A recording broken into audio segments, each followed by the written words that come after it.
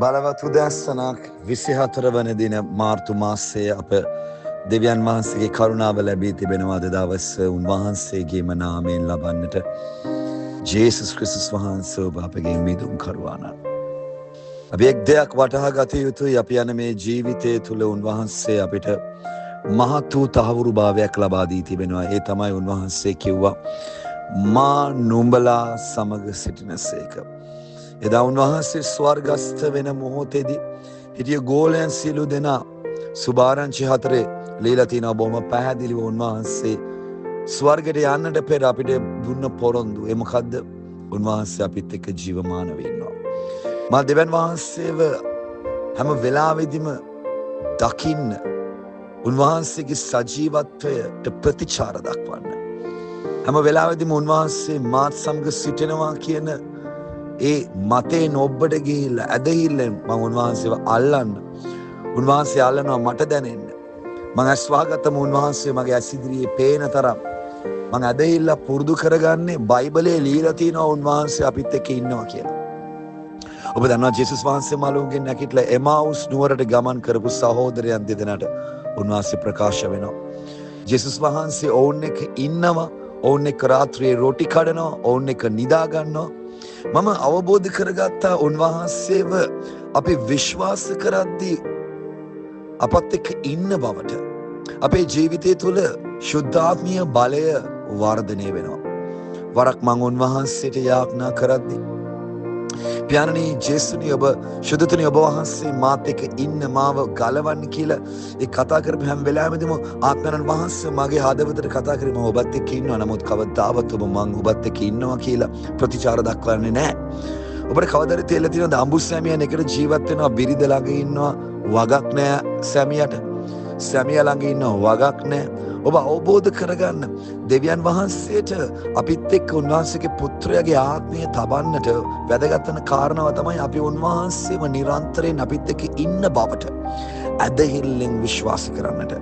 එදා ජේසුස් වහන්සේගේ ගෝලයෝ ටික පෙන්තකොස්ත දවසේදී ඔවුන් ශුද්ධාත්මයන් වහන්සේට දැක් වූ ප්‍රතිචාරය මම ඔබට අද කියනවා ඔබත් එක්ක දෙවියන් වහන්සේ ඉන්නවනම් මතක තියාගන්න ඔබ පික්චර් පෝස්ට් කාඩ් දෙවි කෙනෙක් නෙමෙයි අදහන්නේ. ඔබ අදහන්නේ ඇටලේමස් නාරවලට දැනෙන දෙවි කෙනෙක්ව.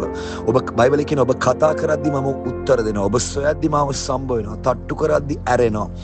ජේසු ජීවමානයි කියන වචනේ පරිසමාර්ථයෙන්ම මම ඔබට කියනවා අද ඔබ උන්වහන්සේගෙන් ඉල්ලනවට වැඩිය මෙන්න මේව දෙයක් වෙන මට ඔබව දැනෙනවා. මගේ දෑතට ඔබ වහන්සේව දැනෙන ඔබ මාත් එක්ක මේ වෙලාවේ ගමන් කරනවා. මට ඇහෙන ඔබ වහන්සේගේ හඬ මාත් එක්ක ඉන්නවා. මට පේනවා අද දවසේදී ඔබ සියල්ල කරනවා. ඔබ ජේසුස් වහන්සේව නිරන්තරයෙන්ම ඔබත් එක්ක ඔබ අගයද්දී ඔබ නිරන්තරයෙන්ම ඔබත් එක්ක උන්වහන්සේ ඉන්නවා කියන දේ ඔබ වළංගු කරද්දී ඔබගේ ඇදහිල්ල වැඩි, ඔබගේ විශ්වාසය වැඩි. මොකද බයිබලයට අනුව අපිට එහෙම සිතන්න පුළුවන්. මොකද ගීතාවල 137 කියන උන්වහන්සේ අපිව කොයි ගියත් අපිත් එක්ක ඉන්නවා කියලා. ගීතාවල 90 කියන උන්වහන්සේ අපිව උන්වහන්සේගේ පියාපත් සෙවණේ තබලා තිබෙනවා කියලා. බයිබලයේ බොහෝ ස්ථානවල කියනවා උන්වහන්සේ අපිත් එක්ක යන හැම තැනම ඉන්නවා කියලා. මගේ දරුවෝ ඔබ ජේසුස් ජීවමානයි කියලා අදහන කෙනෙක් නම් ඔබ උන්වහන්සේත් එක්ක අද මේ උදෑසන සහභාගීත්වය දක්වන්න. දෙවියන් වහන්සේගේ ප්‍රේමද ක්‍රිස්තුස් වහන්සේ කරුණාද ශුද්ධාත්මකමේ සහභාගීත්වයේද ලබන මෙන් පාවුල් තුමා කොරින්ත සභාවේ අවසානයේ লীලා තියෙනවා. ඒකත්වයේ වන පිණිස උන්වහන්සේ අපිට ශුද්ධාත්මය ලබා දුන්න බව කියනවා. ඔබ උන්වහන්සේට ප්‍රතිචාර දක්වන්න. Holy Spirit I can feel you. මට දැනෙනවා ඔබ මාත් එක්ක ඉන්නවා. ඔබට මුලින් ඔබට තේරෙයි මේක ඔබත් එක්ක කරගන්න ස්වයන් ප්‍රතිචාරය කියලා. නමුත් ටික වෙලාවක් ටික කාලයක් ඔබ ඇදහිල්ලෙන් පූර්ණ වෙද්දී ඔබට තේරෙයි ආත්මයන් වහන්සේ සැබෑම උන්වහන්සේ මේ වෙලාව අපිත් එක්ක ඉන්නවා. අපේ ශරීරවලට දැනෙනවා.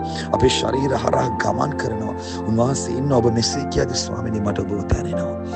මට ඔබගේ ආත්මය දැනෙනවා. ඔබගේ සලුවේ ඔබගේ උණුසුම මට දැනෙනවා. ඔබ අවබෝධ කරගෙන ඇදහිල්ල හරි බලවත් දෙයක්. ඔබ ජේසුස් වහන්සේ ජීවමානයි කියලා ගීතිකා ගැව්වට වැඩක් වෙන්නේ නැහැ. ඔබ උන්වහන්සේගේ ඒ ජීවමානත්වය ඔබගේ ජීවිතය තුළ දරන්න ඕනේ. දෙවියන් වහන්සේ ඔබ සමග සිටින බවත් උන්වහන්සේගේ ආත්මය ඔබත් එක්ක ඉන්න බවත් ඔබ විශ්වාස කරොත් මම ඔබට කියනවා ඔබගේ මුළු ලෝකෙම වෙනස් වෙන්න ආරම්භ වෙනවා. ජේසුස් ජීවමානයි. ජේසුස් පිටයි පුතා.